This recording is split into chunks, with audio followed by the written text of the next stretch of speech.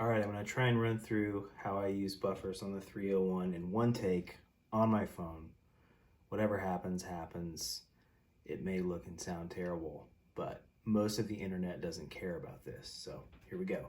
All right, first I have a mix here, and inside of that mix, I just have signal coming in.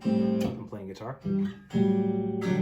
So this mix, its only purpose is to be our dry signal. Inside of this one, I'm going to put a dub looper.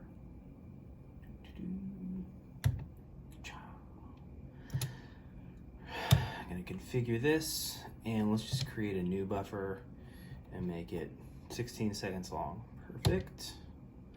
All right, we will engage, we will punch, and we'll set it to 100% wet.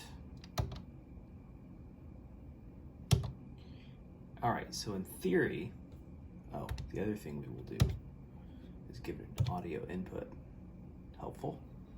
That's in one. All right, so we are recording into this guy now.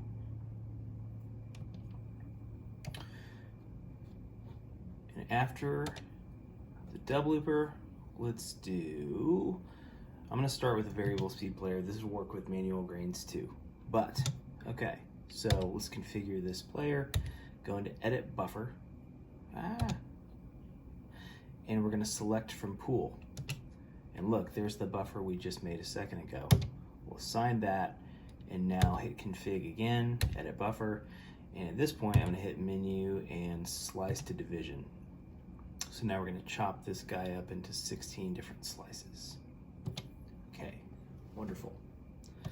What to do with these slices? So gate is going to control how often a slice gets fired, which by the way, I forgot to say, go into config, scroll down. Under play duration, let's just do once for now. And play extent, choose slice. Pivotal, haha. All right, so the gate is what is going to fire our buffer off. Right now, I have just a really steady gate coming into gate 1, just like a quarter note pulse. And so we are going to assign gate 1 as our input there. So now it's firing rhythmically. And then the other thing I want to do is take this slice control, and I've got an LFO coming in on D1, and we're going to assign that like so. Add some gain, or else that LFO, add gain here or it will not control whatever you're pointing it at. Set it to 1.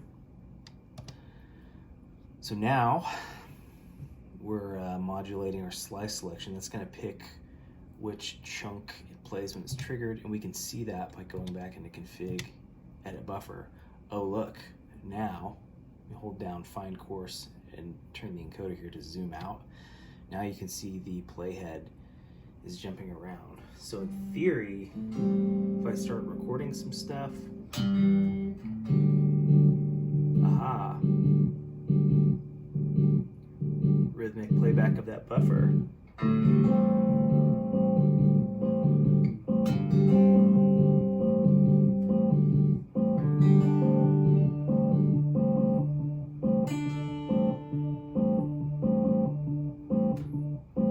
Pretty cool.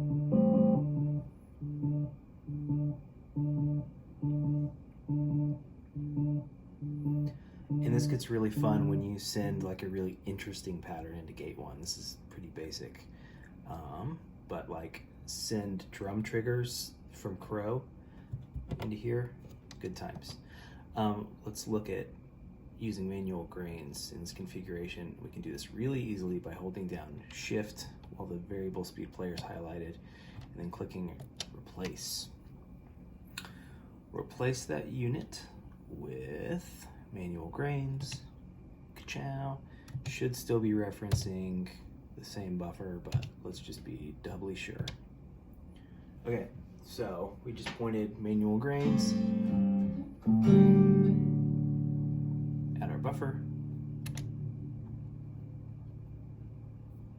Cool.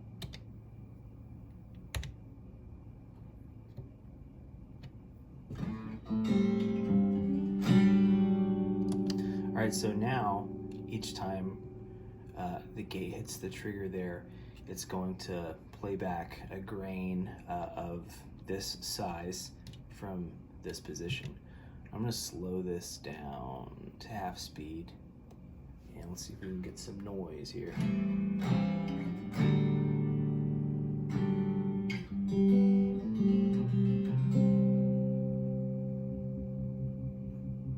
Hear it?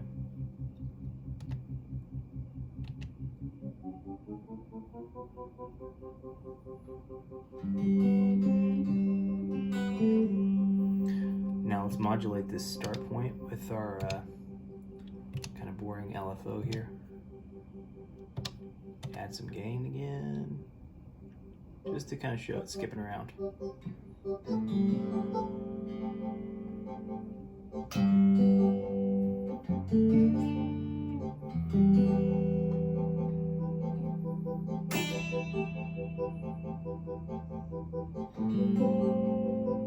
Turn the grain size up. And then I'm gonna actually, instead of using our gate to trigger here, I'm gonna clear that and use a saw wave. Aliasing saw. So now this is triggering super fast. Yeah.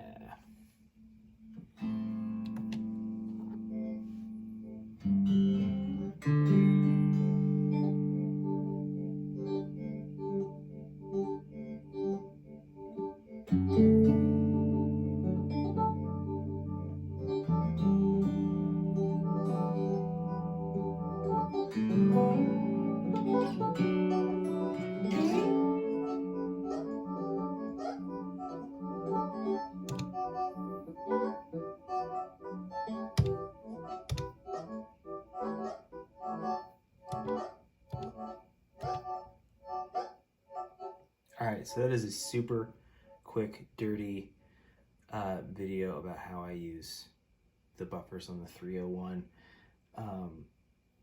It doesn't get interesting for me until we start messing with like really cool patterns on the triggers, but that's another video. Okay, bye.